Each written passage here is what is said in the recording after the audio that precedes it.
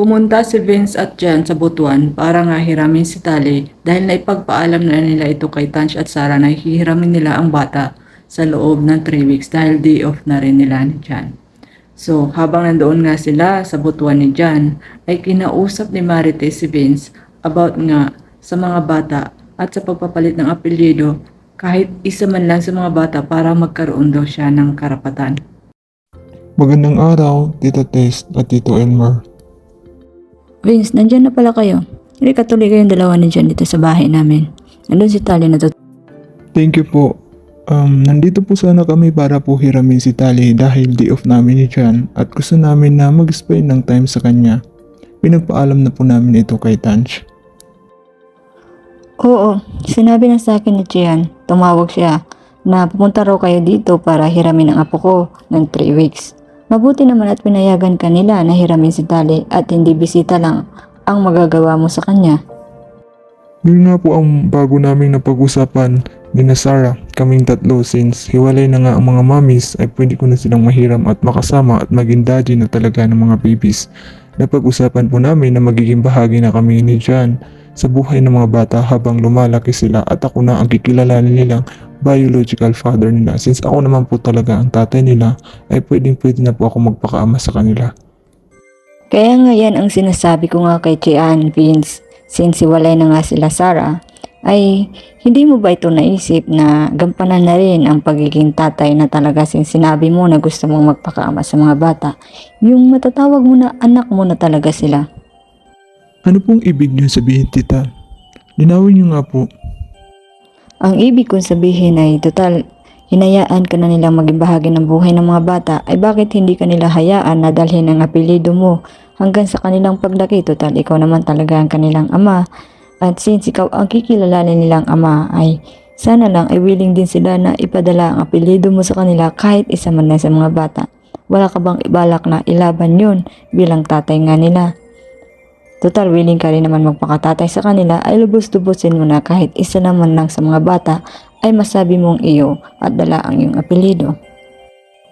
Pasensya na po tita ha, pero napag-usapan na po namin yung tatlo ever since na naging donor ako at bago pa ipanganak ang mga bata o bago pa sila nabuo na ang mga mommies ang legal parents at sa kanila ang apelyido ng mga babies at kahit iwalay na sila ay walang magbabago pagdating sa legalities ng mga bata. Nire-respeto ko po sila at ayokong gumawa ng bagay na makakagulo sa kasunduan naming tatlo. Masaya na po ako na nabigyan ako ng pagkakataon na maging bahagi ng buhay ng mga bata habang sila ay lumalaki, na nabigyan kami ni Jan ng pagkakataon na maging tatay at maging katuwang nila sa pagpapalaki sa mga bata. Hindi naman po importante ang apelyido eh. Ang mahalaga po sa akin ay makilala nila bilang kanilang totoong ama at magampanan ang pagiging ama sa pagpapalaki sa kanila.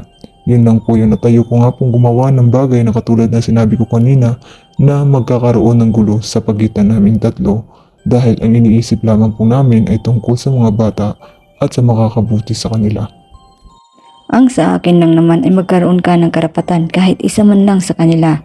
Pero kung yan ang gusto mo ay okay lang sa akin. Ang mahalaga ay may kilalanin na ama ang apo ko sa kanyang paglaki. Thank you po sa pangunawa. Para sa akin, hindi mahalaga kung kanino apelyido ang gamit ng mga bata sa kanilang paglaki. Ang mahalaga ay alam nito na ako ang daddy nila at anak ko sila. Papel lang yan, dugo at laman ko sila. Mas matimbang ang dugo kaysa sa apelyido na yan. At sobrang grateful ako na apelyido ni Sarah ang gagamitin nila sa paglaki. Mabait ang mga Garcia at di nila ituturing na iba si Tali dahil anak rin siya ni Sarah.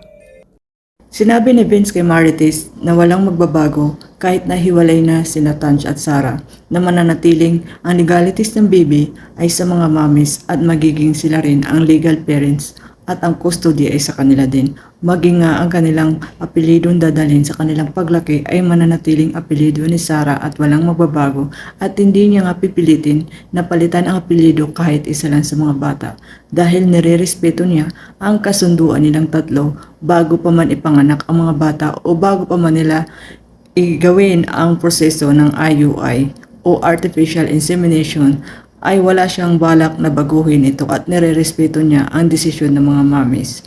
At very grateful nga siya sa binigay sa kanyang oportunidad na maging bahagi ng mga bata, na maging tatay na talaga ng mga bata hanggang sa kanilang paglaki. Hello, Tali anak. We're here na. Daddy and Papa John is here para sunduin ka at dalhin sa Manila para ma-meet mo na ang iyong kapatid at si Mama La. Hello, Tali Boom Boom. Mamimit mo na si Amara at magkikita na kayo ni Mami Sarah ulit. Namiss mo ba si Mami Sarah? Namiss ka na niya. Si Jan nga, ang partner ni Vince, ang boyfriend ni Vince, ay napansin nga ang pilit na pagsulsol ni Marites kay Vince tungkol sa pagpapalit ng apelido ng mga bata, at parang may napansin siyang kakaiba nga sa mami ni Tanch. Subalit hindi na lamang niya ito pinansin at ipinagsawalang bahala na lamang nila itong dalawa ni Vince. O paano Vince? Sunduin na lang namin si Tali sa pagpunta namin sa Manila. Graduation kasi ni Davi kaya isasabay na namin siya sa pagsundo pagbalik dito sa Butuan. Opo, darating din po kasi ang mama ko para makita niya ang mga babies o ang mga apo niya. Ganun ba? Sige, mag-iingat kayo ni Jan. Bye-bye apo ko. Behave ka doon na. Sige na, ingat ka doon apo ko. Sige tita, tito, una na po kami. Kakaiba din ang nanay ni Tanch, no mahal? Pinipilit niya na apelido mo ang gamitin kahit isa sa mga bata at magkaroon ka ng karapatan. Well, sabihin na natin na may karapatan ka kasi ikaw ang tatay. Pero may usapan naman kayong tatlo. Para bang may ibang iniisip yung nanay niya, no? Ayaw ko na lang mag-isip ng masama, pero parang yun na nga. May something dun sa nanay niya. Hayaan mo na siya, mahal. Ang mahalaga ay nabigyan tayo ng chance na mahiram ang mga bata. Hindi lang basta visiting dad ngayon ang rule natin sa kanila, kundi nakakasama pa natin sila at nakakapag-spend time na tayo. Yun ang mahalaga. Hayaan na natin yung nanay niya kung ano man ang iniisip niya. Ang importante, nire-respeto ko ang pinagkasunduan namin ng mga mommies ng mga babies. Well, instinct ko lang naman yun, mahal.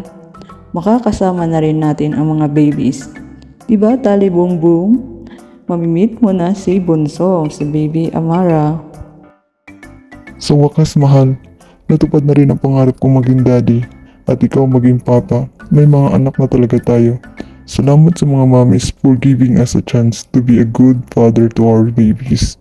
Thank you so much talaga sa kanila, mahal. And to our babies too, thank you for giving me an opportunity para maging daddy niyo talaga, mga anak.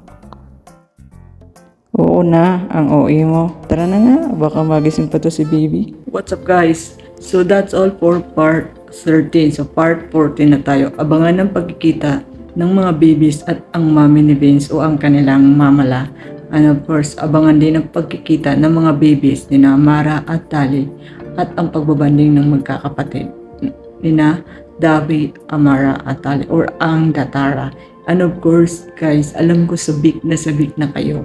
So, pagtatagpuin na natin ang landas ni Sarah at Jobs. So, abangan niyang lahat sa mga susunod na part ng The Rainbow Family. So, thank you so much and see you all on part 14, ang The Extended Family.